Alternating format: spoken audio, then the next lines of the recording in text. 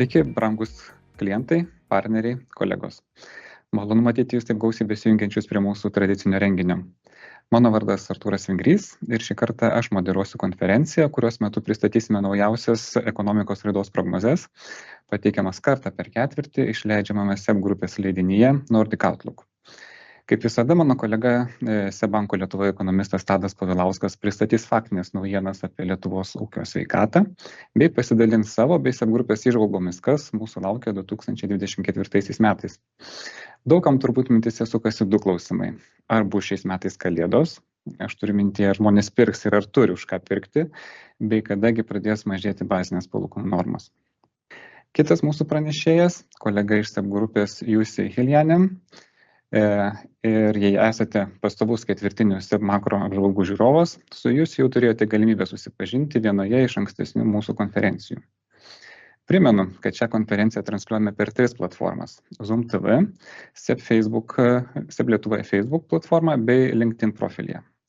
Visose juose galite pateikti klausimus mūsų pranešėjams nuo pat renginio pradžios, o atsakymams skirsime laiko konferencijos pabaigoje.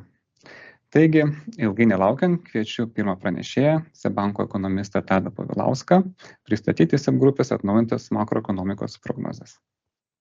Tadai. Ačiū Artūrai už įžangą.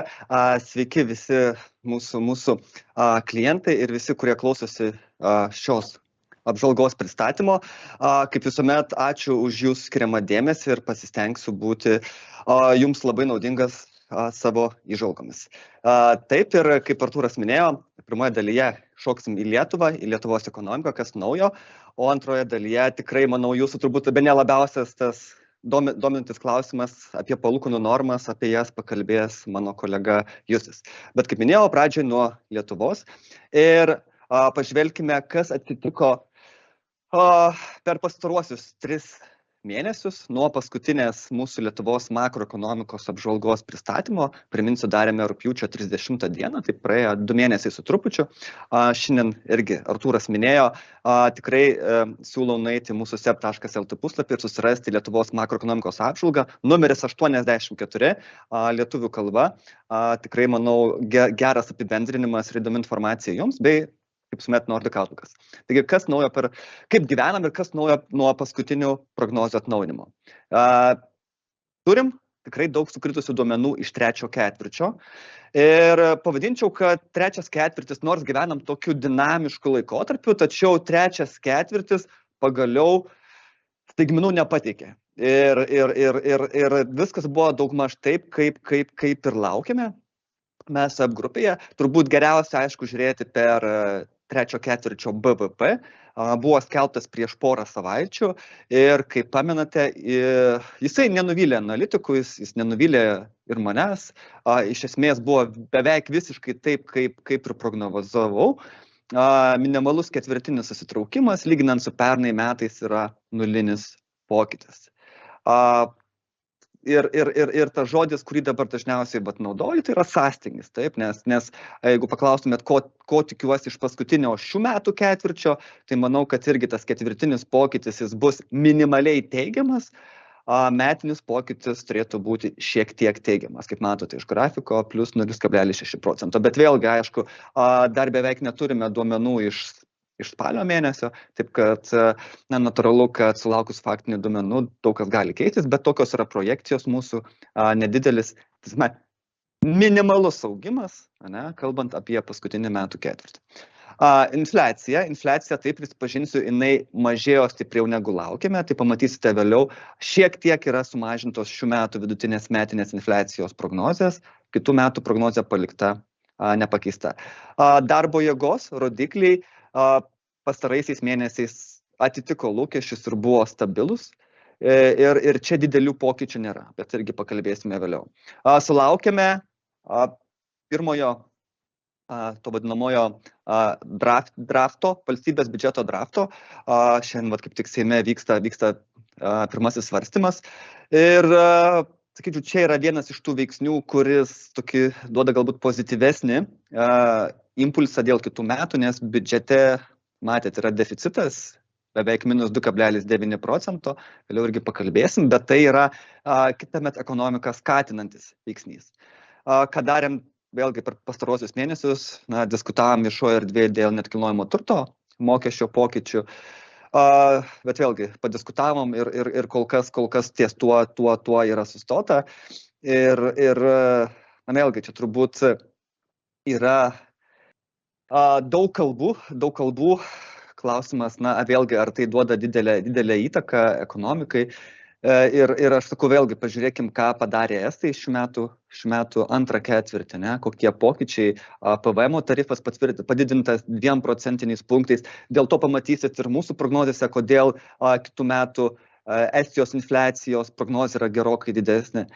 Vėlgi, tos diskusijos, grįžtant prie to punkto apie skatinantį ekonomiką biudžetą, kitais metais, žiūrėk, 20% yra padidintas maksimalus NPD. 20%. Tai reikalaus beveik 250 milijonų eurų, 240 milijonų eurų kitais metais valstybės biudžeto pinigų. Bet, ar apie tai kalbam, sakom, kad, žiūrėkit, tiek kitais metais daugiau žmonės gaus pinigų ir tiek nesumokės biudžetą. Dėl to nediskutuojama, dėl to visi džiaugiamės. Bet kai reikia padiskutuoti, iš kur gauti pinigų biudžete, kad ir 15 ar keliasdešimt milijonų, iškart įsiveriam į tokias diskusijas. Pastaraisiais mėnesiais energetikos produktų kainos, aš taip sakyčiau, pasikeitė nedaug. Ir čia irgi yra aiškiai teigiama žinutė mūsų ekonomikai ir mūsų finansams.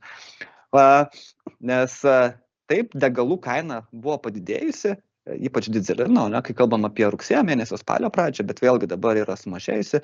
Šiek tiek gamtinių dujų kaina, vėlgi nuo to, ko tikėjomės, kokios kainos laukiam paskutinį metų ketvirtį, kitų metų pradžioje, tai iš esmės atitinka, ką rodė tie sandoriai, apie 50 eurų už megavatvalandę gamtinių dujų kainą, tai irgi tų pokyčių daug nėra. Tai kas aišku didžiausias pokytis, tai yra Izraelio ir Hamas karas, kuris šiai minutėje, pavadinkim taip, įtakos nedaro, bet vėlgi tai yra rizika, ir labiausiai dėl energetikos kainų pokyčių ir šitą, kaip sakyti, riziką, turim galvoje, bet sakau, šiai minutėj, įkalkuliuoti to neįmanoma. Tai bendrai paėmus, tai, ką mes turėjom pastaraisiais mėnesiais, tai iš esmės buvo tikrai pagaliau daugmaž tai, apie ką kalbėjom ir didelių pokyčių nebuvo. Jeigu pasilyginsime, kaip atrodom su kitomis ES šalimis šiai minutė, vėlgi turim pradėjusias skelbti valstybės trečio ketvirčio BVP, tai mes kaip Lietuva atrodom pakankamai neblogai, įvertinus, kokiame kontekste gyvenam, vėlgi karas šalia Ukrainoje, tai Lietuvoje nulinis BVP pokytis lyginant su praeitų metų trečiu ketvirčiu, jis yra pakankamai neblogas rezultatas. Ir šiandien, ir rytoj nemažai skelbs kitų ES valstybių, tai žiūrėsim, kur galiausiai atsidursim, bet iš to, kas yra skelbta dabar, pažiūrėkit, Švedija yra didesnis minusas, Vokietijoje didesnis minusas, Estija apskritai recesija jau gena ne pirmą ketvirtį, tai šiandien skelbia Suomijai -1 procentas, skelbia Vengrijai -0,4. Tai mes atrodom pakankamai neblogai. Ir tuo, kaip sakyti, nereiktų labai savęs nusivertinti. Kiti mėnesiniai rodikliai pagal pramonės pokyčius. Taip, rugsėjais buvo pakankamai neblogas, išnešė mus Orlen rezultatai ir vėlgi mes atrodom Europos mastu pakankamai neblogai ir su pramonės gamyba. Kalbant apie mažmeninę prekybą, taip pat nesam kažkur labai gale. Taip, mažmeninė prekyba lyginamosiomis kainomis toliau yra mažesnė negu prieš metus, bet nuosmukis nėra didelis. Tai turint papasakoju, kas vyksta ir ką darome su savo prognozėmis. Prognozę esam šiek tiek sumažinę, kalbant apie kitus metus. Šių metų prognozė yra palikta, nes, kaip minėjau, trečias ketvirtis visiškai atitiko mūsų prielaidas, ketvirto ketvirčio prognozė nesikeičia ir turim, tikimės -0,2 procentų BVP nuosmukio šiais metais. Kitų metų prognozė yra šiek tiek sumažinta, nedaug, bet vėlgi apie tai jau ir prieš rugpjūčio mėnesio renginyje kalbėjau, kad yra tikimybė, kad mažinsim artimiausio peržiūros metu. Kodėl? Nes mes grupėje, mano kolegos Stokholme, yra sumažinę mūsų pagrindinių eksporto rinkų ekonomikos augimo prognozę. Tai į tai aš turiu reaguoti ir mūsų eksporto rinkų augimui mažėjant, atitinkamai yra mažinamos ir prognozės. Nes priminsiu, vėlgi su tuo 1,5 procentų ekonomikos augimu, mes atrodom dar pakankamai gerai, ne? Kai galvojam apie kitus metus. Priminsiu, Švedijos BVP nuosmukis kitais metais prognozuojamas 0,4%. Vokietijos ekonomika, eurozonos ekonomika, mes kalbam apie minimalų augimą pusę 0,7%. Taip kad kontekstas, kalbant apie eksporto rinkas, jisai yra toks pakankamai niūrokas, bet liekam prie tos pačios savo prielaidos, iš kur atsiranda prielaidos, kad kitąmet ekonomika augs. Tai yra, infliacija yra mažėjanti ir namų ūkių pajamos kitais metais jos augs sparčiau negu infliacija. Ir čia atsiranda perkamosios galios augimas, kuris kažkiek turi transformuotis ir į didesnį realų į namų ūkių vartojimą. Tai čia savo prielaidos nekeičiame. Ir kaip minėjau, vėlgi tam įtakos padarė ir tai, kad buvo paskelbtas biudžeto projektas ir kaip minėjau, biudžetas yra toks, rodo anticiklinę skatinamą fiskalinę politiką. Jeigu tai paprastai, tai kitais metais biudžeto išlaidos didės labiau negu pajamos, o kažkas išlaidos tai didės, vėlgi, kaip minėjau, bus didinamas max NPD, bus didinamas labiau negu leidžia ekonomika darbo užmokestis valstybės sektorėje dirbantiems asmenims, tai vėlgi jų pajamos didės ir tai turėtų eiti į vartojimą. Tai čia yra ekonomiką skatinanti politika. Tai vat pokyčiai nėra dideli, tikimės 1,5% ekonomikos augimo Lietuvoje. Latvijoje tikimės 2,2% BVP augimo, Estijoje tik 0,4%. Tai vat vėl Estija gerokai atsilieka. Dar truputėlį apie žaliavas, konkrečiai, ir čia vėlgi tą skaidrę labai dažnai jums rodau, bet man jinai labai yra tokia, siunčia aiškiai žinutės, kalbant apie gyventojų finansinę padėtį ir kartu apie verslo išlaidas. Kaip kalbu, kad resursų gyventojai daugiau vartoti turi ir iš to, kad pajamos vis tiek per metus yra padidėjusios, bet ir to, kad infliacija yra sumažėjusi ir ypač yra sumažėjusi energetinių resursų kaina.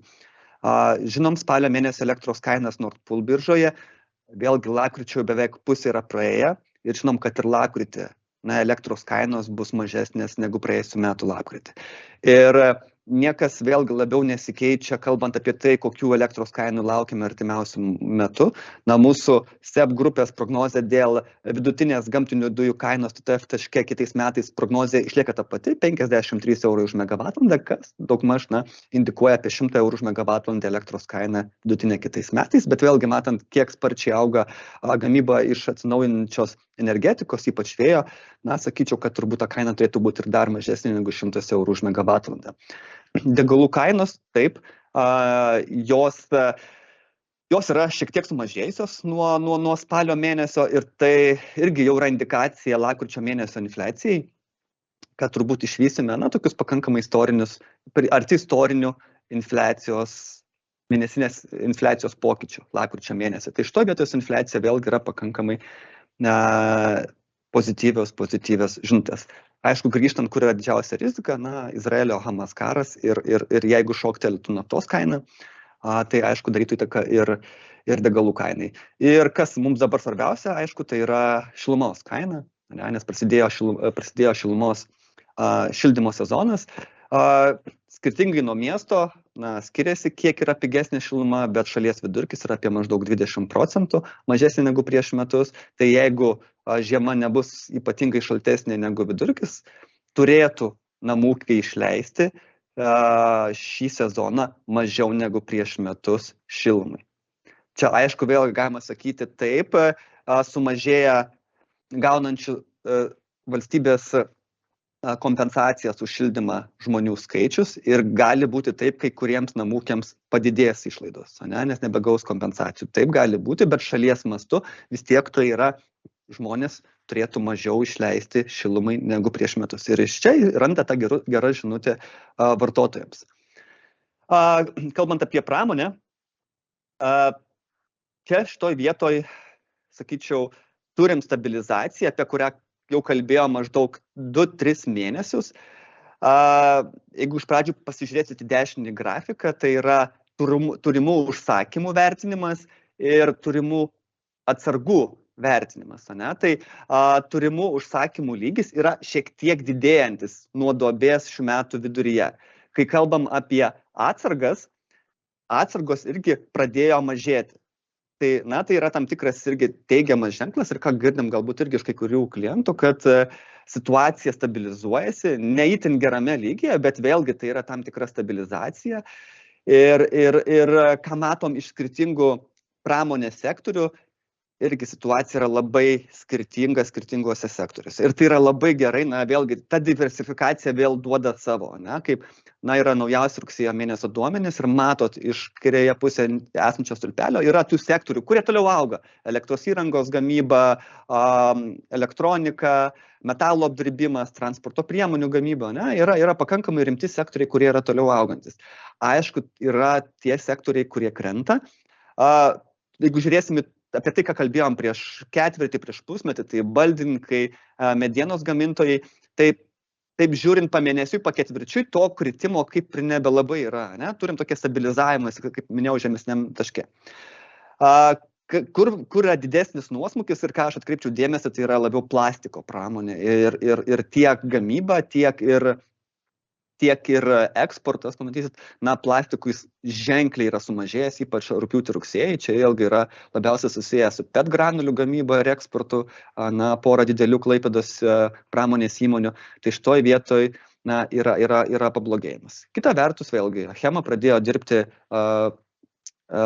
pilnu pajėgumu ir spalio lapkričio mėnesio duomenys tą parodys, tą teigiamą įtaką. Tai bendroji sumoje, ko tikimės ketvirtą ketvirtį, kad ketvirtinis pokytis pramonės turėtų būti arti nulio.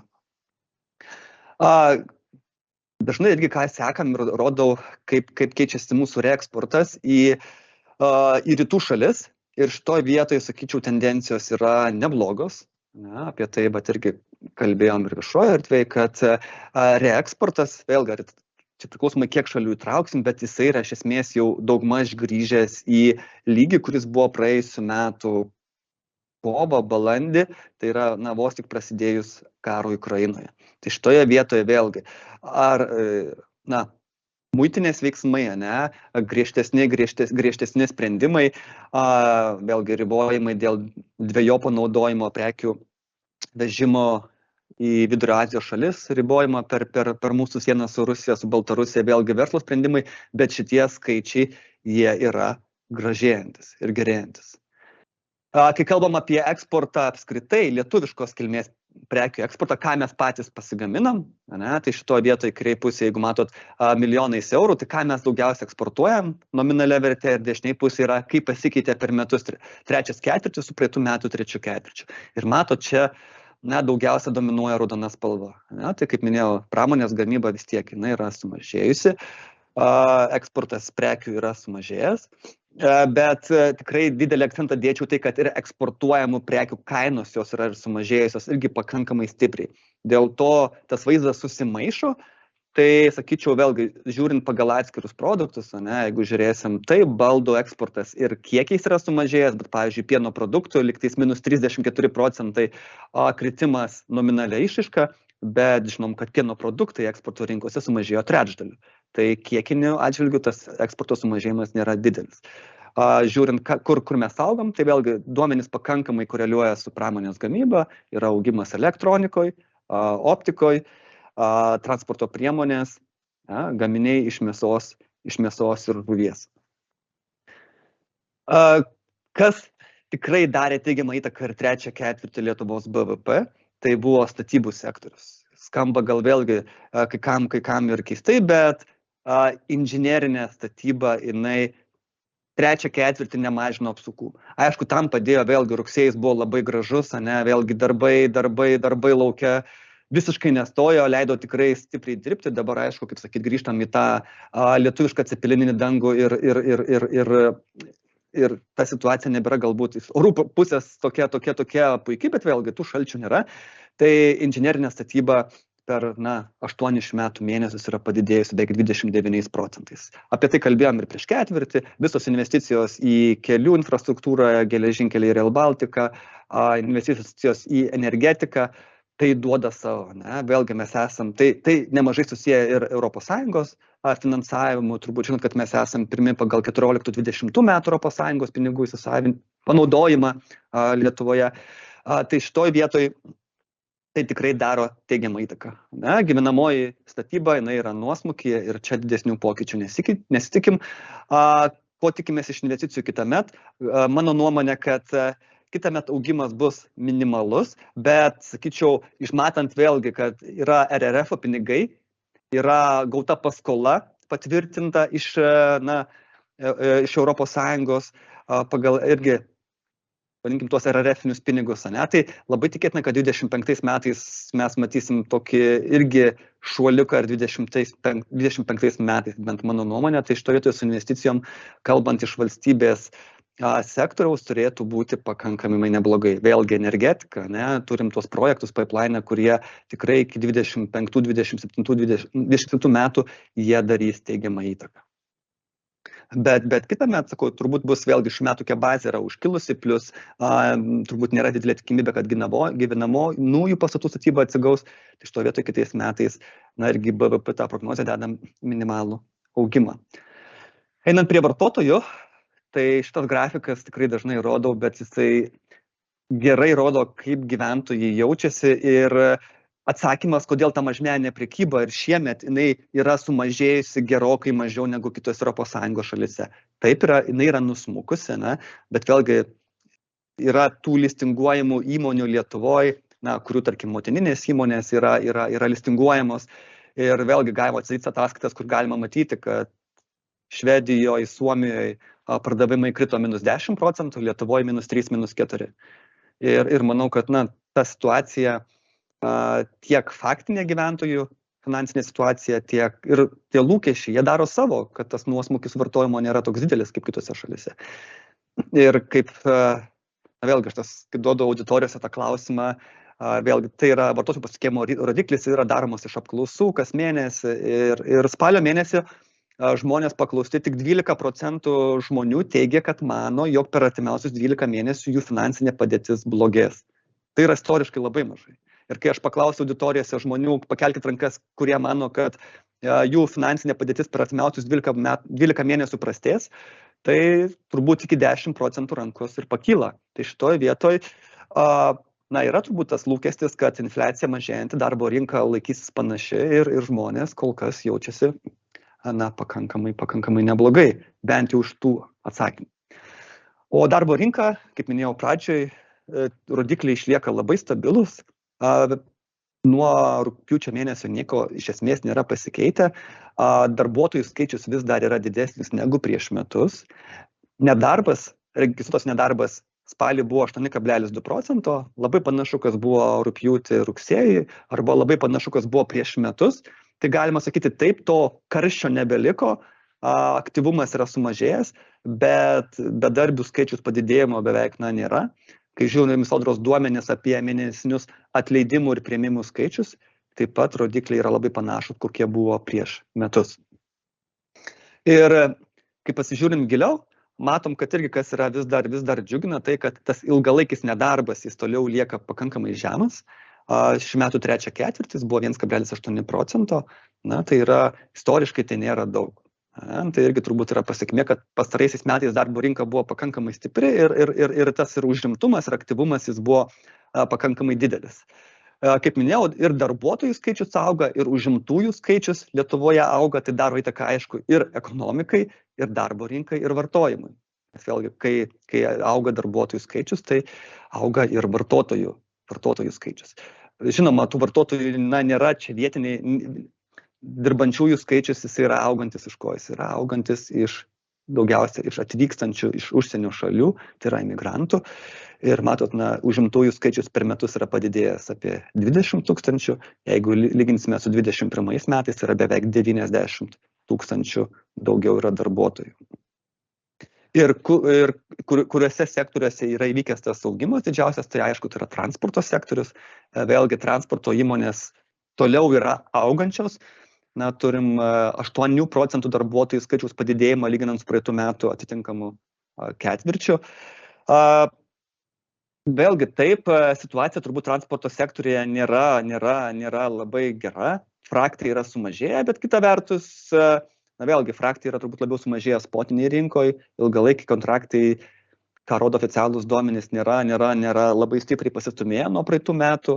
Tai taip, spotinė rinka nusivažiavus, bet ilgalaikiai kontraktai kainos yra panašios. Tai panašu, kad vėlgi mūsų transportininkai matom vilkikų skaičių didėjimą, tai jie tiesiog toliau užiminėja kitų ES žaidėjų vietą. Augimas, aišku, IT sektorius, finansų, profesinė, mokslinė veikla, tai yra ten, kur yra atlyginimai didesni, kur yra didesnė pridėtinė vertė. Bet to mūsų šaliai reikia, kad kuo daugiau darbuotojų augtų tuose didesnė pridėtinė vertė kūrenčiose sektoriuose. Ir statistika irgi, apie kurią kartais priminame ir primena kiti, tai yra sodros duomenys, kiek gyventojų Lietuvoje gauna atlyginimą, tarkim, nuo 3 iki 5 tūkstančių ir didesnį negu 5 tūkstančiai. Tai yra rugsėjo mėnesio duomenys, kurie rodo, kad rugsėjį 83 tūkstančiai gyventojų gavo oficialų atlyginimą didesnį negu 5 tūkstančiai eurų prieš mokesčius. Tai lyginsim prieš 2 metus, tai buvo 24 tūkstančiai, o prieš 4 metus buvo tik 13 tūkstančių. Tai vėlgi aš noriu parodyti, kad situacija keičiasi ir vartojimui irgi tai daro įtaką. Ir kodėl, kaip sakyti, vėlgi yra ir paslaugos tam tikroms, yra paklausa tam tikroms paslaugoms, prekiams, nes keičiasi ir žmonių skaičius, kuris uždirba tikrai gerokai daugiau. Dėl darbo užmokesčio, kitų metų prognozė, tai ko tikimės, prognozė yra šiek tiek yra padidinta dėl kitų metų, iki 8,5 procentų, nuo 8,2 procentų. Pagrindinė priežastis, vėlgi, tai jau turim sulaukę, kaip minėjau, ir valstybės biudžeto pirminį projektą, kur taip grubiai galima sakyti, mano skaičiavimais, valstybės sektoriuje darbo užmokesčio fondas auga apie 10 procentų. Tai žiūrėkit, turim minimalios mėnesio algos augimą apie 10 procentų, valstybės sektoriui plus 10 procentų, tai klausimas, kas bus su privačiu sektoriumi.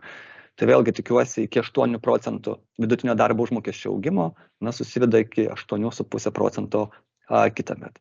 Šie metai, kadangi baigėsi, tai turbūt čia daug labai esmės nėra, bet greičiausiai šios metus baigsim su maždaug 11,8 procentų vidutinio darbo užmokesčio pokyčiais. Palyginti su kitais, minimali mėnesio alga kaip auga, atkreipčiau dėmesį Latvija, Estija. Kitais metais minimali mėnesio alga augs apie 13 procentų, tai mes tikrai čia nieko nenusileidžiam. Lenkijoje, priminsiu, apie 20 procentų didės minimali mėnesio alga kitais metais. Tai šitoj vietoj, tas mūsų toks labai trumparegiškas konkurencingumas, jisai neprastėja, lyginant su mūsų kaimyninėmis šalimis. Kaip minėjau apie ekonomiką skatinti biudžetą, priminsiu, kad sodros biudžete yra planas, kad kitais metais vidutinė senatvės pensija didės 12,2 procentų. Tai yra daugiau net negu šiais metais, daugiau negu infliacija. Tai ką reiškia? Vėlgi, tai 600 tūkstančių pensininkų, jų perkamoji galia kitąmet didės. Ir tai vėlgi yra geros žinutės vartotojams, vartojimo sektoriui.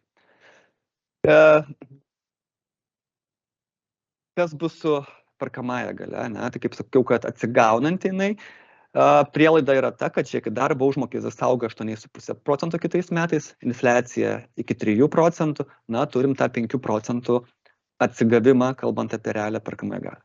Bet ar tai reiškia, kad žmonės daugiau realiai vartos? Manau, kad ne. Augimas vartojimo bus kuklesnis. Kodėl?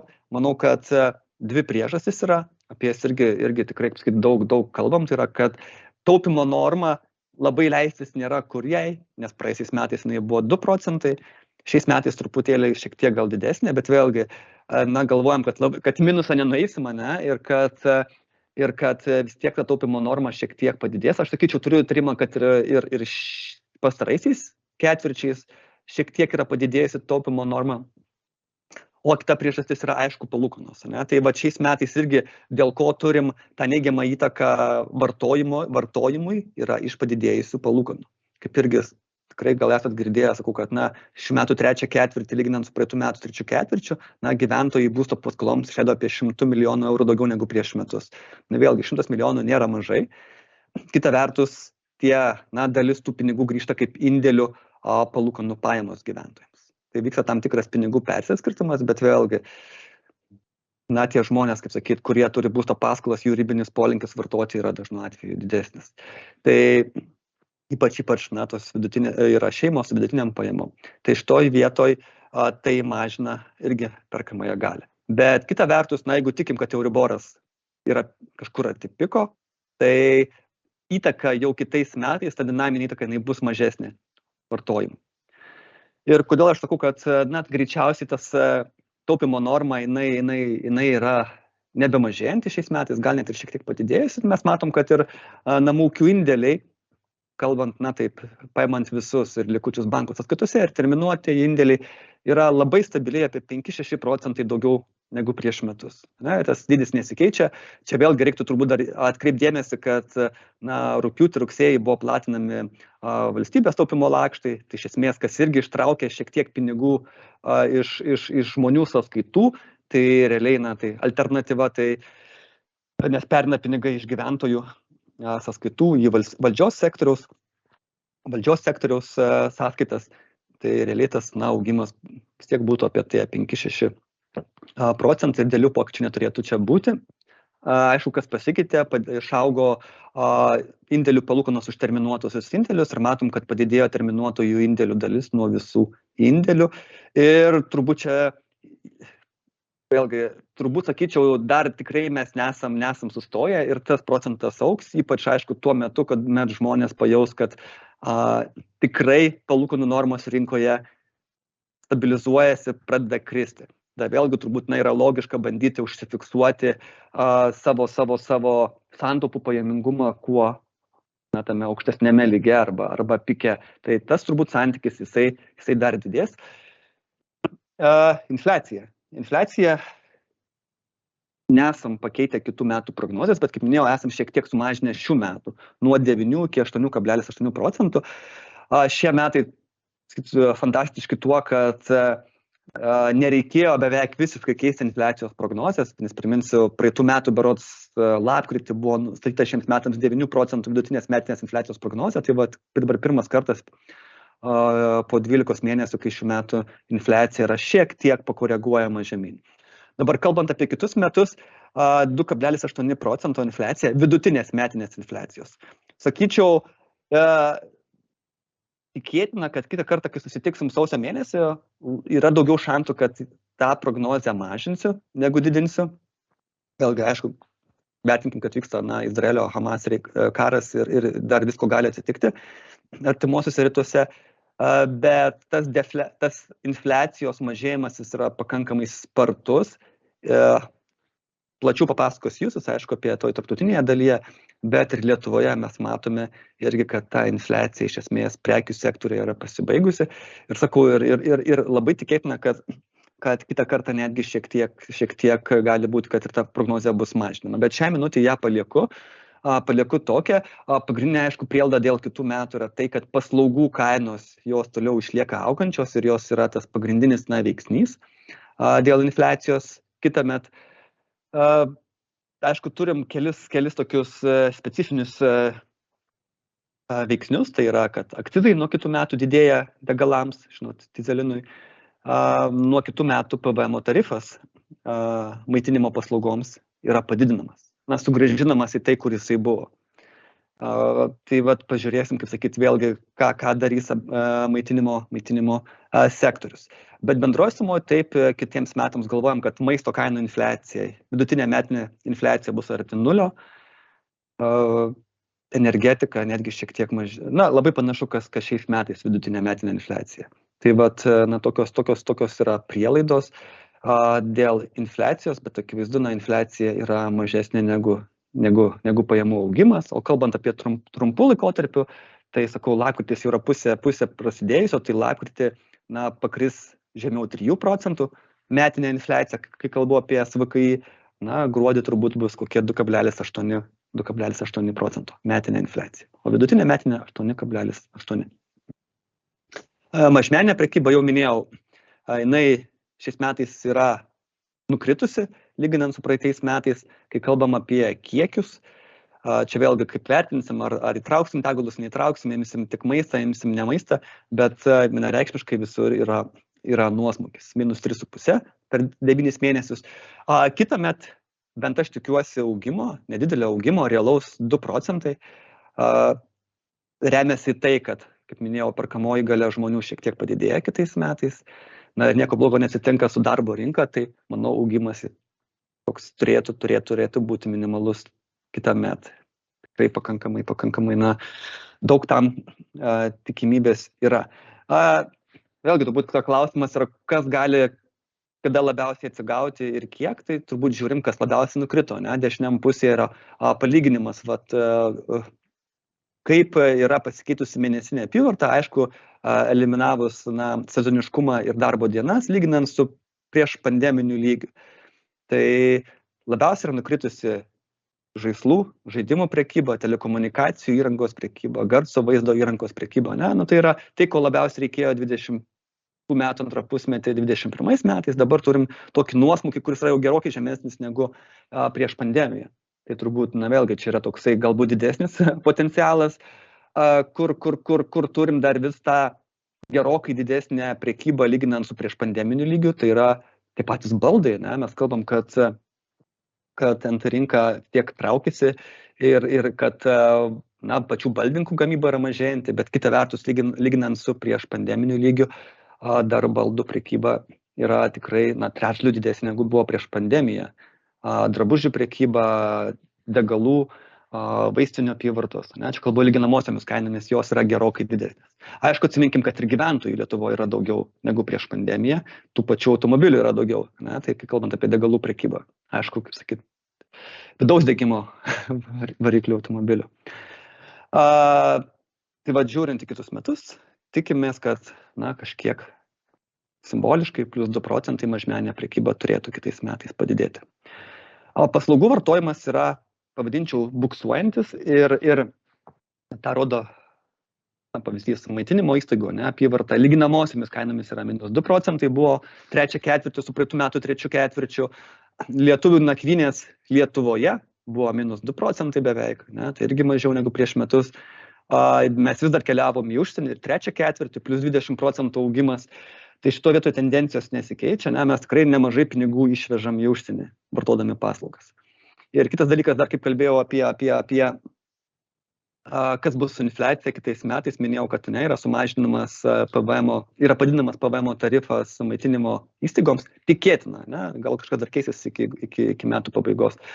Tai vėlgi, šitam sektoriui aišku, kad bus sudėtingiau. Čia vėlgi duomenys iš PVM mokėtojų yra VMI duomenys, kad jeigu žiūrėsim įmonių pardavimai minus pirkimai, jie šiaip iš esmės yra plus 24 procentais didesni negu prieš metus. Bet jeigu PVM tarifas didėja iki 21 procentų, kas yra tai maždaug 12-13 milijonų eurų prieš metus, per mėnesį, kas susiveda apie maždaug 140-150 milijonų eurų per metus, ko ir tikisi biudžetas kitais metais papildomai pajamų iš šito sektoriaus, tai reiškia, kad vėlgi, jeigu nedidinsi kainų, kitais metais auginti pelno nėra šansų. Tai šitam sektoriui. Tai žiūrėsim, kas vyks ir akivaizdu, kad turbūt tų bandymų didinti kainas bus. Bet faktas, kad šitų įmonių akcininkams, savininkams nieko labai gero tas sprendimas nežada. Fiskalinė politika, kaip minėjau, jinai yra skatinančioji, čia trumpai labai, kad turim tą teigiamą pokytį, kalbant apie ekonomikos skatinimą, taip galim diskutuoti, deficitas per mažas ar per didelis, greičiausiai vėlgi jis yra didokas. Kita gera pastaba irgi buvo iš Lietuvos banko, kad galbūt PVM prognozės surinkimas kitais metais yra pernelyg optimistinis. Ir čia tikrai galima su tuo sutikti, nes jau ir šiais metais, iš esmės, jeigu žiūrėsim, kokie yra pastarųjų mėnesio PVM surinkimai, o čia labai koreliuoja su pridėtinė verte, nes pats PVM yra pridėtinės vertės mokestis. Iš esmės, jis pastaraisiais mėnesiais jis nelabai skiriasi nuo praeitų metų. Turint omeny, kad PVM skolininkai, kaip sakyti, jie nebemažina savo skolų, VMI, tai sakau, tai yra tikrai gera pastaba Lietuvos banko, kad kitąmet klausimas, ar biudžetas rinks daugiau pajamų tiek, kiek tikisi iš PVM. Na ir visiškai pabaigai būsto rinka. Irgi tik kalbam kas ketvirtį. Nieko turbūt labai didesnių pasikeitimų nėra įvykę, tai dėl galima sakyti, kad ir tos prielaidos lieka tokios pačios, o ne dėl kitų metų. Tai yra, taip, sandorių skaičius rugsėjais, spaliais buvo mažas, jis buvo, kalbant apie registruotų būtų pardavimų sandorius, jie buvo mažesni negu prieš metus, tai buvo 12 metų lygis, bet mano nuomonė kitais metais būtų sandorių skaičius, jisai jau nebus mažesnis negu šiais metais, nes tiesiog šių metų lygis yra labai žemas, ne? Vėlgi yra 12 metų lygis, tai yra 11 metų atgal. Kalbant apie pirminę rinką, irgi turim vidutiniškai apie 190 sandorių per mėnesį. Spalis taip nustebino teigiamai ir čia sakyčiau, vėlgi daug, ką aš dėčiau vilčių į gruodžio mėnesį, ne? Mano taip turbūt žiūrint į priekį, kad vis tiek potencialių pirkėjų yra, kurie nori įsigyti naują būstą. Ir manau, kad gruodžio viduryje, gruodžio 14 dieną ECB bus susitikimas ir, tikėtina, taip, palūkanos nebus pakeistos. Komunikacija kažkokia vėlgi iš jos išgirsim ir manau, kad, tai gali dar labiau įnešti pasitikėjimo, kad tikrai turim palūkanų normų piką ir čia gali suveikti lūkesčiai, ne? Ir gali suveikti lūkesčiai tam tikrų rinkos žaidėjų, potencialių pirkėjų, kad nebėra ko laukti ir galima imti, ne? Tai manau, kad yra lūkesčių, kad irgi aktyvumas, galbūt į kitus metus įžengsim šiek tiek su teigiamesnėmis nuotaikomis apie aktyvumą. Labai trumpai būsto įperkamumo indeksai, aišku, jie yra šiais metais labai stipriai suprastėję, mes turim, vėlgi, istoriškai visokius skaičiavimus savo banko viduje, bet iš esmės, vėlgi, pagal įvairius rodiklius, turbūt tas vienas mūsų, mėgstamiausiai yra būsto Vilniuje įperkamumo indeksas, kai perki būstą skolindamasis, jis iš esmės yra kritęs į 2009 metų lygį. Kodėl? Nes palūkanos yra ženkliai išaugusios, ir jeigu nori įsigyti būstą skolindamasis, tai įperkamumas yra labai stipriai sumažėjęs, ir atsakymas, kodėl tas sandorių skaičius yra kritęs iki tų 11-12 metų. Bet kas gerai, kad, irgi darom tos apklausos kas ketvirtį, ko žmonės tikisi iš būsto kainų, tai lūkesčiai žmonių yra stabilizavęsis. Vėlgi, tai yra teigiama žinutė. Ir toliau turim tą situacija, apie kurią kalbėjom prieš ketvirtį, kad mėnesiniai pokyčiai būsto kainų, jie yra labai arti nulio. Turim mėnesį, kai kainos pakrinta, turim mėnesį, kai kainos šiek tiek padidėja. Tai iš esmės mėnesiniai pokyčiai yra arti nulio, tai kažkokios kainų korekcijos tokios akivaizdžios nevyksta. Tai pirminėje rinkoje akivaizdu, jų tų akcijų yra, nuolaidų yra, bet jeigu žiūrim į bendrą rinką, į tuos oficialius duomenis, tai turim metinį pokytį taip maždaug 5-6%, metus baigsim su maždaug 0%. Bet mano yra mintis, kad mes kitų metų pirmą ketvirtį, greičiausiai, kai žiūrėsim į oficialius rodiklius, Oberhausas ar kiti, mes turbūt pamatysim metinį neigiamą pokytį. Tai yra ar Oberhaus, ar Lietuvos banko pasikartojančių, tų būsto sandorių kainų indeksas, jis rodys nedidelį metinį neigiamą nuosmukį. Bet vėlgi, tai turėtų gąsdinti, manau nelabai. Tai sakyčiau, su tokiom neutraliom nuotaikom žengiam į kitus metus ir labai svarbu vėlgi, kas bus su palūkanomis, nekilnojamo turto rinkoje. Tai čia turbūt mano toks įžanga į kolegos Jussi prezentaciją, kogi laukti iš tų palūkanų, nes manau, kad tai yra labai svarbus veiksnys visai rinkai ir mes galim turėti daugiau sandorių kitais metais. Ačiū Jums ir Artūrai. Lauksiu klausimų turbūt dar kelių. Ačiū Tadai už pristatymą. Tiek klausimų yra, bet gal, kaip žadėjau, klausimai į pabaigą, bet vieną norėčiau užduoti ir dabar. Paminėjai apie paslaugas, daug kalbėjai. Šiaip beveik įtikinai, kad kalėdos turbūt bus, žmonės turi pinigų. Bet klausimas toksai, visi turbūt savo piniginę pajutome, kad paslaugos brango Lietuvoje. Ir koks tavo lūkestis kitiem metam, nekalbant apie PVM didėjimą maitinimo paslaugų sektoriuje, ar paslaugos brangs, infliuos, ar galima jau tikėtis, kad bus kažkokia defliacija šitoj srity?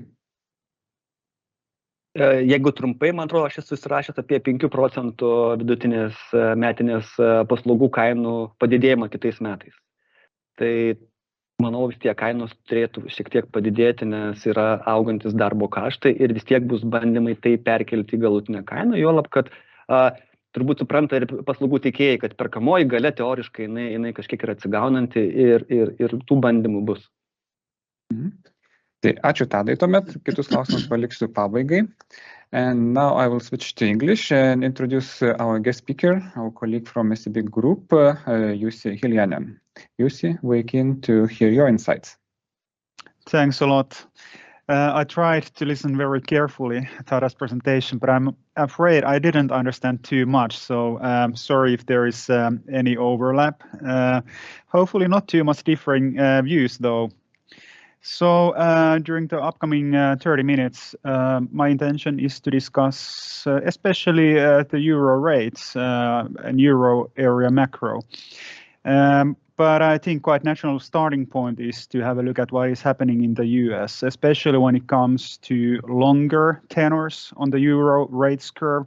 US has a big impact, and even when it comes to ECB, the ECB's actions are to some and even to quite large extent driven by the same factors that are affecting the Federal Reserve's monetary policy. So that is why we also have a look at the US situation before we dig into deeper when it comes to the euro area. I think it's good to remind what is the starting point actually. This rate hike cycle that is ongoing, it has not been going on for that long. Recall that US Fed started to hike rates only in March last year and ECB in July last year. So a bit more than 1 year, 1.5 years it has been going on, and the pace of rate hikes has been faster than at any time in these rate hike cycles that are shown in this picture. And this is to some extent also a problem. Already in March this year, the ECB published quite a deep analysis report where they concluded that the majority of the effects to the real economy of the rate hikes that the ECB had implemented by March this year will come at the end of this year or mostly in 2024. This means essentially that there is quite a lot of real economic effects that are still coming through in the economy. And these rapid rate hikes make it even more difficult for central banks, including the ECB, to know exactly how big hit the hikes will generate to the real economy going to 2024. So there are definitely risks of these fast hikes, even though they have probably been necessary. We have seen the shift, though, in central banks' communication since September, I would say. Listening to ECB, it's quite obvious that they are in a wait-and-see mode now. Even the most hawkish members of the ECB Governing Council are now saying that they're happy with the current level of interest rates. And there are only a couple of most hawkish Governing Council members at the ECB who are still to some extent actively promoting the idea that the rate might need to be hiked further. But in the grand scheme of things, it seems that we have seen now the peak level of the policy rates, and discussions are more like for how long will the policy rates be kept at the current level before the rate cuts can begin.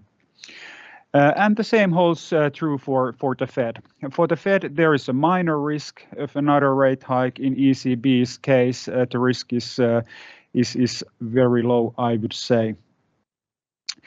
I think it's interesting to illustrate how these rate hikes are affecting households by looking at this picture. It's a bunch of countries, mostly in the euro area, and we can see here in the lower right-hand corner, we have basically all Baltic countries. In the upper right-hand corner, we have countries like Finland. And how you should read this chart, on the vertical axis, you have average household debt in relation to the GDP, or total household debt in relation to the GDP. You see that there are quite big differences. Baltic states households have, generally speaking, very low debt levels in relation to the size of the economy. Finland has around 70%, substantially higher. And if you look at the big countries on the upper left-hand corner of the picture, we see that France, Germany, Spain have around 60, 65, 50%, so somewhere in between. But there is another aspect to this which makes very big differences between the countries, and that is the horizontal axis, which shows how big share of the household's debts are linked into variable interest rates, in practice to Euribor, in Europe's case. And here we can see that the Baltic states, the floating rates are dominant. Same thing in Finland, 95% of household debts are linked in Euribor, whereas these big countries, Germany, France especially, France has only around 2% of households' debts interest rate costs tied to Euribor. What this essentially means is that the pass-through of rate hikes differs massively between the countries. The countries where the debt levels are high, where the floating rates are dominating in household borrowing, the pass-through is extremely fast. In this case, Finland is the prime example with relatively high debt levels and majority, almost all debts of households being in floating rates. And that we can really see in the Finnish economy and consumer sentiment at the moment. On the other hand, countries like France, Germany, households don't feel in their debts the same way immediate effect of the rate hikes. And this is the big issue also for the ECB and households, because the ECB obviously the policy is dominated by big countries which are representing the majority of the Eurozone economy. So it will be different levels of pain, and the pain will most likely come also to those big countries' households, but at much slower pace, delayed pace compared to countries which are very exposed. I think this is very interesting and good to bear in mind. Another aspect to this is household consumption, which is obviously a very important part of the euro area economy, as in sort of in the US as well. And here we can see the orange curve, that is the level of household consumption index at 100 before the pandemic started. It has been recovering, of course, after the pandemic, but now it's going sideways or even declining. And the consumption, if anything, it should be expected to decline as these interest rate hikes are more and more transferred to the households. In the US, the situation is pretty different. The household consumption, the blue curve, has been continuing to go higher. So also here, big differences between the countries. Looking forward, there are many issues that the economy and policymakers are facing. On the positive side, inflation, both in the US and Euro area, peaked around 1 year ago and has been declining quite fast and is expected to continue declining in months and quarters to come. It's still too high, which means that it will still take a while before central bank can actually start cutting rates. Financial conditions are tightening, have been tightening extremely fast. This is the focus area of the ECB. The ECB is publishing a few times a year the bank lending survey, and it's very evident that both the demand for credits and the credit conditions to households and companies on euro area banks have been tightening very fast. And this is the risk factor for the economy. Of course, credit creation, when it slows down, it's a negative impact for the economy for sure.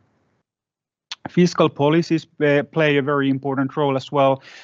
We remember that we got massive fiscal packages in the pandemic times, both in the US but also in the euro area. It has been supporting the economy over the past 2 years or so.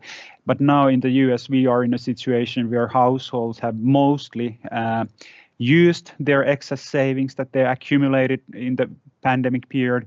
In the euro area, there are probably a bit more savings left on the whole euro area level, but those savings will be also depleted. So it's a potential headwind, of course, for demand when savings have been depleting.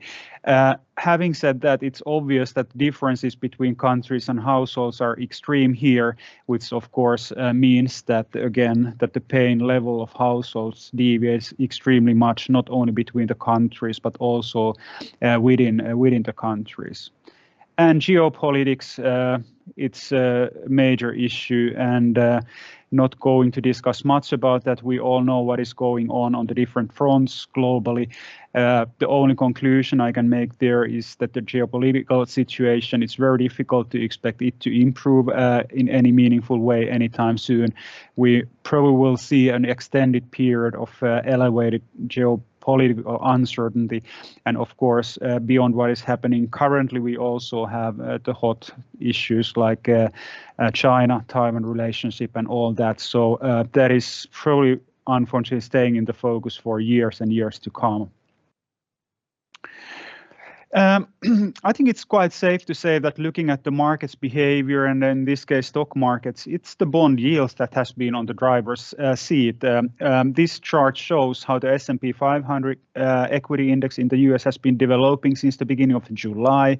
We have had the downtrend that has been intact up until almost end of October, and that has been going hand on hand with orange curve, which has been going down, meaning that 10-year interest rate in the US has been going up. So higher bond yields, lower bond stock markets, and now as the bond yields have turned lower over the past few weeks, we have also seen a significant rebound in stock markets.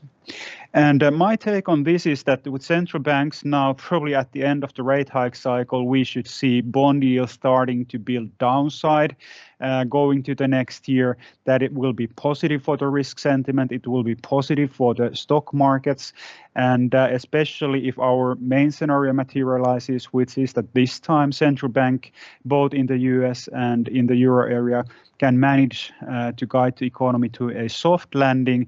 And if that materializes, it means that while the stock markets are likely to be volatile in months to come until we see the confirmation of the soft landing, the prospects for 25 for the stock markets are relatively optimistic is our conclusion on this. Going to the interest rates, and especially in longer tenors, and I think this is one of the key charts of the presentation. It has a lot of information despite it being a simple chart. So on the left-hand side, we have the US policy rate at the orange curve since mid-80s, and the 10-year US government bond yield, which is the blue curve. And a few important observations here, and these observations same mechanics apply to the euro area as well. But let's look at the US because the history is longer. The first point here is that every time when the central bank, in this case Fed, has started to hike the policy rates, even the long bond yields have started to an increasing trend. The second observation is that the uptrend in long bond yields has come to an end approximately at the same time when we have seen the last rate hike of the cycle. The third observation is that typically central banks will not or can't keep or don't have to keep the policy rate at the peak level for any long period of time. Usually the rate cuts start quite fast. And the next observation is that once the rate cuts start, even the longer yields start trending lower. And usually this downtrend in long yields continues throughout the rate cut cycle. These are very important observations because, as I mentioned, central banks, according to our estimates, will start cutting rates in the second quarter of next year. We expect the ECB to start in June. The Fed in May. Risk is that they have to wait for longer, but that is the current forecast. And as we approach these first rate cuts, it means that the upside pressure in long bond yields should come to an end. It's possible that we have already seen the peak in long yields, and the next year we'll see a downtrend building up. When we look at the situation in the euro area on the right-hand side, there we have the ECB's policy rate interval, the so-called deposit rate and a refinancing rate, that is the green area, and the 10-year German bond yield. The same structure behavior applies in the euro area as we discussed for the US, but the key difference here is that look at the level of the German 10-year yield in relation to the current level of the policy rate. The orange curve, the current level of 10-year yield is extremely low. It's around 2.75%. It's extremely low compared to where the policy rate in the euro area is at the moment. And this has an important bearing.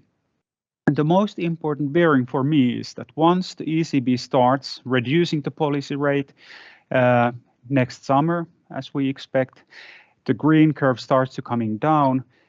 But it means that because at the starting point, the long bond yields in the euro area at the starting point today are already so low, the downside in long rates in the euro area seems very limited. Of course, it depends how much the ECB will cut policy rates. Our expectation is that they will cut 75 basis points next year and another 75 basis points in 2025, taking the policy rate to 2.5% at the end of 2025.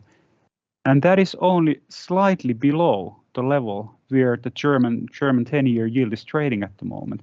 So if our expectation proves correct, that the ECB only cuts to 2.5 or closer to 2% and not below that, that essentially means that net change from today to the end of 2024 to the end of 2025 in long yields and swap rates in the euro area will be extremely small. So we would mostly see a lot of volatility, but not necessarily much downside because the starting point is so low.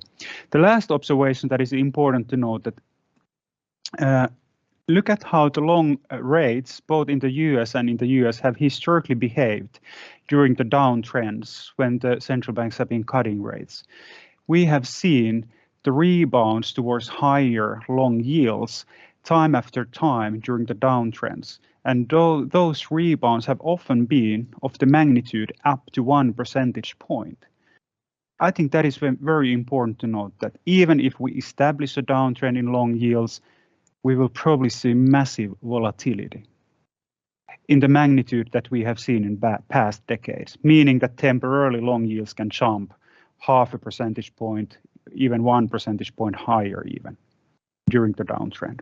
I think those are very important practical conclusions when you try to understand what will drive and how long yields are probably behaving going to the next year.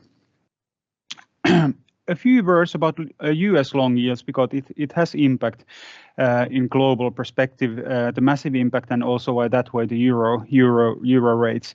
One of the key, I would say the most important driver for long yields, talk about 10-year government bond yields, is what the markets are expecting the central bank to do.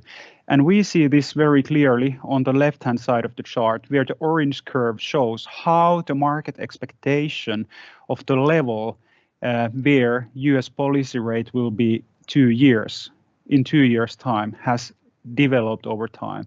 And here we can see that since May, market expectations of the policy rate level after 2 years, in 2 years' time, have been increasing around 1.5 percentage points.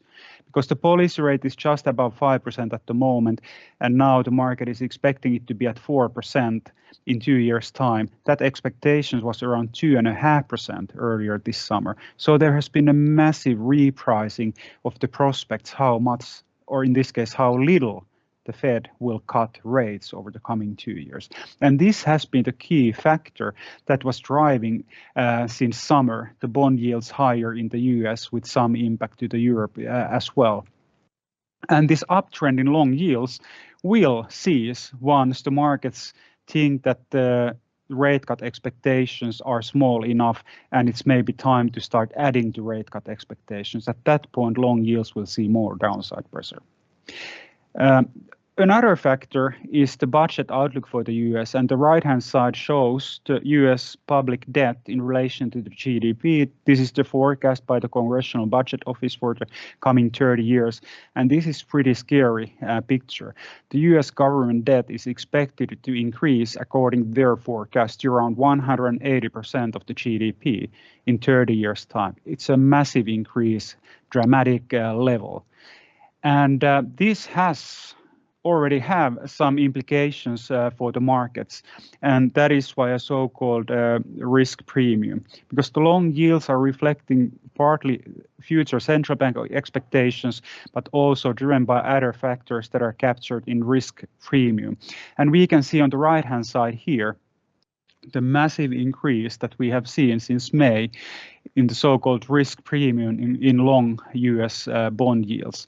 And that is basically the extra return that the investors are demanding in addition to or above the future expected policy rate levels. And this has been driven by this very gloomy outlook for the US budget deficits for the coming decades. And the Fed is expecting by themselves and US Treasury that the risk premium will probably continue increasing further. What is the practical bearing of this? It's quite simple. It's still the fact that once we are closer to the rate cuts, we start to build downside pressure in long yields, but some of this downside pressure in long yields will be, so to speak, eaten up if the risk premium continues higher. So maybe the decline in US long yields over the coming 2 years will be smaller than it would be if this risk premium wouldn't increase. So that is the connection there. And maybe sort of interesting point is that we all can see that the yield levels in the US 10-year yield went to 5% a while ago. Now it has been declining somewhat. It feels high, but if you look at it from international perspective, most real money fund managers and investors need to hedge the FX risk while buying foreign bonds. And look at how it looks like for Japanese investors who are the biggest holders of the US treasuries.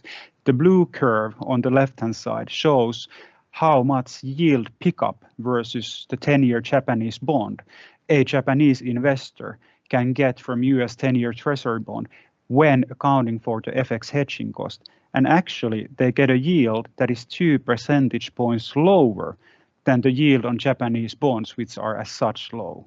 So the biggest investors on the US bond market, foreign investors, it definitely doesn't look attractive from yield perspective when figuring or factoring in the FX hedging cost. Of course, this will change when the short rate differential will start declining, when the Fed will cut rates more than ECB, then this hedging cost will increase and US bonds will become again more interesting for global investors. But today it's not in yield level terms. When taking into account the hedging cost, it's not even that interesting for euro area based investors. That is quite interesting to note, and that basically adds to this risk premium increasing pressure in short term. Okay, let's talk a bit about the real economy on the euro area before going back to the rates and central bank discussion. If we can start by looking at this Purchasing Managers Index, which is the monthly survey where the corporates are asked to outlook for their activities, and this manufacturing sector is on the left, services sector is on the right. 50 level on the chart is the neutral level, where it's basically not increasing, not declining the economy or economic activity. And look at the manufacturing sector in the euro area, the orange curve, it's extremely depressed level. It's basically recessionary levels, indicating that the gloomy outlook for the euro area manufacturing sector continues. It's a bit better in the US. It has been stabilizing at around 50 level, basically no increase, no decline there. On the services sector, we have seen a shift in the euro area. Summer was pretty good and not surprising in the euro area, the orange curve on the right. But now, as the households are facing the higher interest rate costs and probably depleted majority of the pandemic savings, they are tightening their belts and the demand for services is slowing down. This essentially means that the economy is slowing down extremely fast in the euro area now, unlike in the US, where the Q3 data has been strong and stronger than expected. I think I'll jump over this and we can look at the inflation figures, which are of course always interesting, not least when it comes to ECB. ECB is one of the purest inflation targeting central banks when looked globally. And there are a few things to note here. The first is, as I mentioned earlier, the inflation peak was reached already in the US a year ago, in Europe in autumn 2022, which is the blue curve, the whole consumer price inflation level. For the central bank, more interesting and important is so-called core inflation, where the consumer price index is where we exclude energy and food prices from consumer prices, because those are considered being so volatile that the ECB and other central banks are not keen on looking at the headline inflation as much as they look at the core inflation. And there we have some differences. In the US, the core inflation, the orange curve has been declining for quite a while, is expected to continue declining in the coming months towards 2% target level in 2025. Not exactly 2%, but still below 2.5%. In Euro area, we have now only over the past 2 months, we have seen a proper decline in core inflation, which is of course very important for ECB. It has been comforting the ECB Governing Council members and motivating their wait and see stance here. The key point here is that two things. One is that the energy prices, of course, there is a lot of uncertainty on those because of the geopolitical situation. But if we look at the forward pricing of oil and electricity and so on and so forth, it seems that the headline inflation level in the euro area could decline below 1% year on year, even towards zero in 2024. That's something quite magnificent considering that we were up to 11% level in 2022. Having said that, remember that even if the inflation rate declines to zero, it doesn't mean that the price level declines. If inflation rate is zero, it means that the price level goes sideways. So the high price level is here to stay, so to speak. Another conclusion here is the core inflation in Europe, the orange curve. Our forecast is a very, I would say comforting message for the ECB if this materializes. In the coming 3 to 6 months, as you can see, we are expecting very rapid continued decline in core inflation.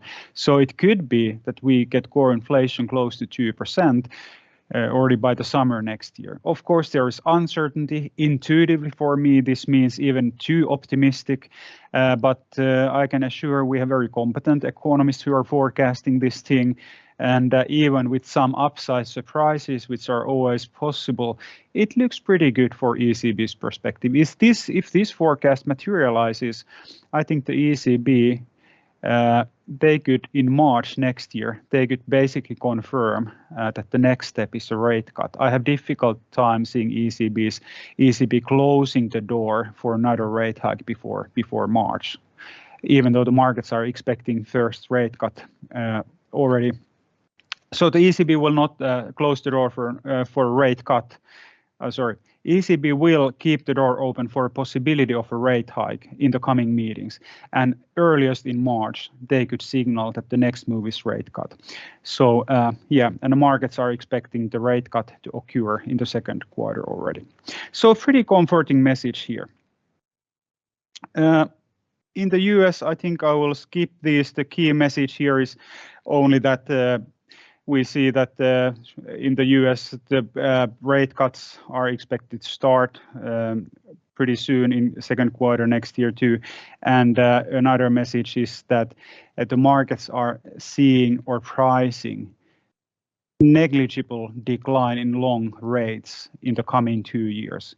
And as you remember from the first few charts of this presentation, we concluded that the long rates tend to decline when the Fed cuts rates. So there is definitely, I think, in the US long rates, room to decline more than what the markets are expecting at the moment.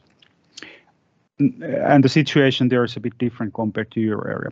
Looking at the growth figures, the Euro area line here, 0.5% GDP growth this year, 0.7% next year. So this year is very divided in the sense that even in the euro, the first half was much stronger than expected, but now it's Q3 was already slowing down extremely fast. But taking into account the strong first half, weak second half, we probably end up in 0.5%, and next year it's only modest recovery. What is the driver of the recovery in euro area? Intuitively, you can think that there is, of course, this underlying factor, which is the need of investments in infrastructure, green transition, and all that. But another thing is obviously consumption. And important to note here is that there are things happening very fast in the euro area right now. And in the right-hand side chart, the orange curve, that shows the level of euro area real wages. It was set at 100 just before the pandemic started, and or just before the pandemic started, the real wages increased to 104.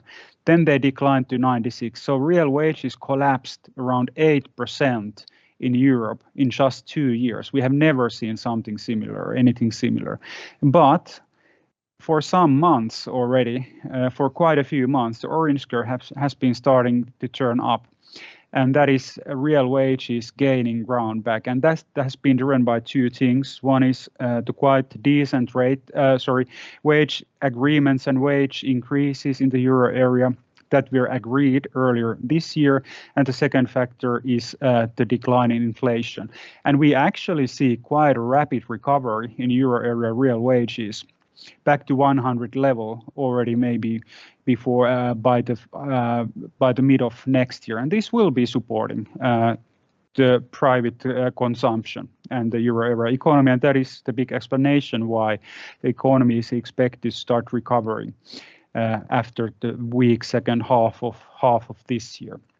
Here, I would like to draw your attention to the line wages. This is important for the ECB. ECB thinks that the 3% wage increases on average per year over time is in line with 2% inflation target. And our forecast is that the wage increases in the euro area wide will be substantially higher than what is sustainable from ECB's perspective, especially this and next year, but even in 2025. And this has been communicated by ECB lately. A lot of attention has been drawn to the upcoming wage negotiations late this year and especially going to the next year as a big factor of uncertainty for the inflation outlook for 2024.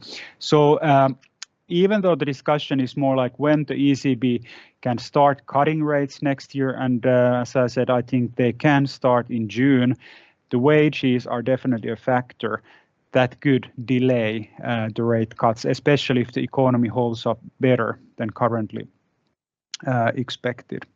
I think I will jump a few slides here. Go further, maybe have a quick look at the ECB's own inflation forecast. The ECB will publish next round of macro forecast at their mid-December meeting.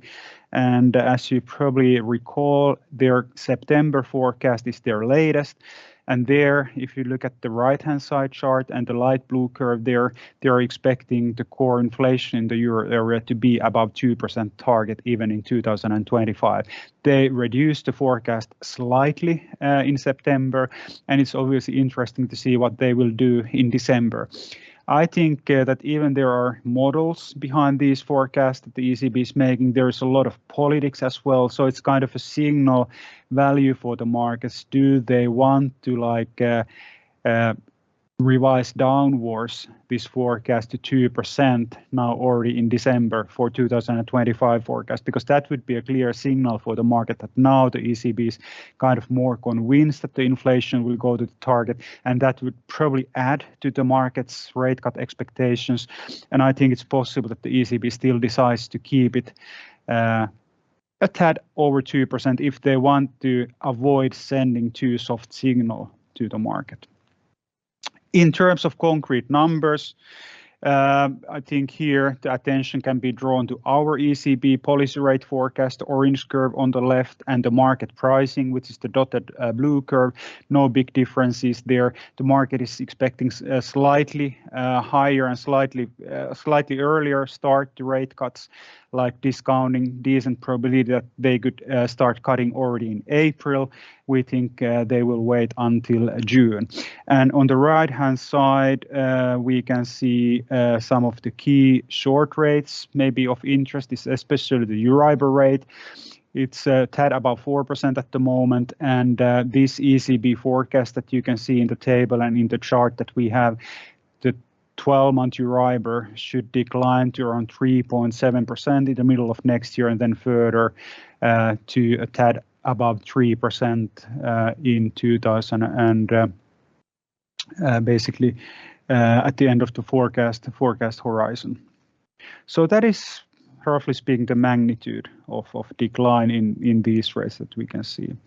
I'm running out of time, but luckily also my slides have been discussed pretty much already. Maybe can look at here, which is the right-hand side picture, which is showing for those of you who are on the corporate sector interested in euro swap rates. The blue curve is the current euro swap curve for tenors up until 15 years. And then the red and green curves is what the market forwards are pricing for the swap curve to be in 1 and 2 years' time. And the key point here is that this is pretty much in line with what I was talking earlier, that even the market sees only marginal decline in long swap rates over the coming 2 years. If you look at the sectors like 10-year swaps, those red and green curves are just marginally below the current level of swap rate. That means basically that because the starting point is so low, probably the level in 2 years from now will not be much different unless the ECB cuts rates significantly more than currently expected. Having said that, remember the volatility. We will definitely see lower levels during the course of the coming 1 and 2 years, but maybe the net change from today to 2025 in long rates will not be that big. I think I will stop here. And I think we can open the floor for the questions. I have some charts for the for euro dollar and stuff like that, but maybe we can take it up if it comes in the questions. But otherwise, we leave it as it is. Thank you, Jussi. It was very insightful and interesting. So many numbers, and it will take time probably to digest to everyone. But I just want to remind that all the presentations will be available in our FSB webpage in case needed. And I will go to the questions which were addressed probably to you because they were in English. So one of them was forecast on Euribor, and it's right now on the screen. It was previously on the screen, and as I mentioned, it will be available from our internet page, so you will find it. But the other question is Scandinavian banks' share price have dropped in October, probably right after the presentation of quarterly results, by some 10 to 15%. Do you have any answer to that? Well, I'm not a bank equity analyst, but my understanding from my colleagues is that the results throughout the line were extremely good, but also expectations were very high. So I think it's really like the expectations were not exceeded, that we got this reaction. We all know that for Swedish banks, for Swedish krona, one of the key issues this year has been the real estate sector. And there is quite significant refinancing need that the Swedish companies operating in real estate sector are having for next year. And quite a lot of that refinancing is in bonds and borrowing that they have in foreign currencies, especially in euro. And that has been one of the big factors, headwinds for Swedish krona. Definitely not the only headwind, but one of the big headwinds. And of course, when there is like uncertainty in the real estate sector, the bank's exposure varies from bank to bank, that sector, but in the grand scheme of things, our conclusion is that the Swedish banks are still very well placed to deal with these issues on the real estate sector. And I think I'm not too concerned by myself. I'm not sure to what extent it has definitely affected to the recent weeks' stock market performance, but I think that is the answer that I can give. Okay, thank you, Jussi. Another question is also to you. Tadas mentioned that it's probably low probability that in December, European Central Bank will increase the interest rates, maybe it will stop. You mentioned that we can expect the decrease in summer, June, but there is an open window during springtime, March. If there will be some increase in base rate, what would be your expectation? How much basis points? Well, I think if they increase the policy rate, quite a lot needs to happen, and then if that happens, the question is it even enough with one rate hike? So I think it basically needs a combination for ECB to continue hiking rates a few times. It needs very ugly surprises to inflation. It needs ugly wage agreements, wage negotiations, and it needs also the euro area economy turning much stronger, much faster than currently expected. I think in these kind of circumstances, substantially stronger economic recovery, substantial negative or upside surprises in wage negotiations and inflation decline stalling, then maybe we could come into a situation where it's not enough to discuss for how long to keep the policy rate at current level, but even to signal for the market by hiking them more. But I think the probability for that on my book is less than 20%, maybe 15%. 1 month ago, I said that there is a risk of 20 to 30% for another rate hike by the ECB, but we have seen now these very favorable inflation developments. Probably you shouldn't extrapolate the recent developments too much. There is still a lot of uncertainty, but I think the probability for another hike is below 20%. Okay, thank you. And one more question to you. If central banks will reduce interest rates, will it still be the soft landing? Yeah, I think it's kind of a chicken and egg thing. That is it that by reducing the interest rate they can kind of orchestrate the soft landing, or is it that they cut interest rate because the economy turns so weak that they have to cut interest rate? But if you look at the profile of policy rates that we have here on the chart and that the market is also pricing, it's a definitely soft landing scenario, meaning that it's quite slow, or I mean, not slow. I mean, 3 interest rate cuts next year, another 3 in 2025, but it's not like a panic cuts of interest rates. So it's not definitely a crash landing scenario. It's a soft landing scenario. If the economy turns out much worse, if the inflation declines even more, then they will cut at the faster pace. And I think it's extremely interesting to note that over the past weeks, fueled by these positive or lower than expected inflation figures, the market is now pricing, I looked at it on Friday, and then it was 35 basis points of rate cuts by June. So 1.5 rate cuts was priced by the June, and quite decent probability for the first rate cut already in April. So it's definitely reflecting these extremely positive expectations. To my taste, maybe even a bit too positive expectations for rate cuts beginning already in April. Okay, thank you. And the final question, Jussi, to you. If you could move to the US dollar and euro rates and forecast and make some final comments on that. Yes, a few things to note here. It's a lot of figures in this table. If you look at the US section here, you have US FF lower and upper. That is Fed funds. That is the policy rate range. So what we are expecting, the policy rate to decline basically to 5.25% to 2.75% at the end of the forecast horizon in 2025.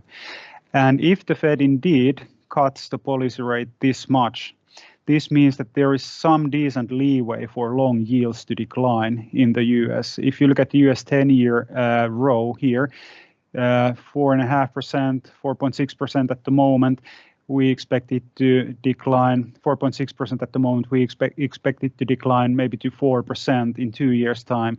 It's not that massive decline because it has declined already almost 40 basis points where it was a few weeks ago when it was just a tad over 5%. So it has already come down. But I think the 2-year target 4% is realistic if the Fed cuts rates at each and every meeting next year beginning in May and then continues in 2025, taking the policy rate to 2.75. So I think 4% could be a neutral forecast. But probably we will see it bottoming at lower levels. As we discussed, we see a lot of volatility. So it means that it will be like overshooting and undershooting, like going too much down, then correcting up, like moving back and forth. But this kind of 4% is kind of where it should kind of settle and then like move around it at the end of forecast horizon. When it comes to dollar, I have one chart to show or share here. We have the US dollar here, the blue curve. We see that we had a dollar strength, euro dollar coming down during the summer up until the early autumn or up until October basically, and that decline in euro dollar, strengthening of dollar, was associated with this orange curve coming down. And when this orange curve comes down, it means that the US interest rates increase relative to euro area. So the main scenario that we are having is that going to the next year, we will see eventually the Fed cutting rates more than the ECB. And if that happens, then the orange curve will start going higher, meaning that US interest rates decline more than euro interest rates, and that should be euro positive, and the euro dollar should turn up. Currently, though, it's interesting to note that markets are pricing more rate cuts by the ECB for the coming 12 months than by the Fed. And everyone, basically, almost everyone, just a month or two ago, were quite certain that the Fed will not only start first rate cuts in 25, but also cut more. But currently, market is pricing more ECB than Fed rate cuts in 2024. It's obviously quite understandable considering that the US economy is still so strong and continues to surprise on the upside. But I think this rate differential will be the key factor for euro dollar, and for the euro dollar to continue higher, this trend kind of that has started over the past week.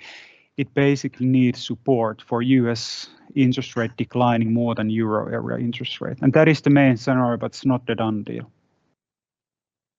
Okay, thank you, Jussi. That was a final question to you. And now I'll switch to Lithuanian and have one very practical question to Tadas. Tadai, klausimas pakankamai paprastas, žemiškas. Gal esi paskaičiavęs, kokia įtaka galutiniai kuro kainai bus akcizo padidėjimas dyzeliui? Taip, esu skaičiavęs, dabar žinot, užklupat, man atrodo, tenais yra iki 2% nuo galutinės kainos, nes vėlgi, kiek padidės, mes žinom, vėlgi dabar žinokit, neatsiminsiu, kiek tai yra eurų už litrą, bet man atrodo, ar gali būti 2-3 centai. Vėlgi, čia tikrai, kaip sakyt, galima tos skaičius nesunkiai atrasti, bet įtaka yra iki 2% nuo galutinės kainos. Ačiū Tadai, ačiū visiems žiūrovam už klausimus, už tai, kad klausėtės mūsų.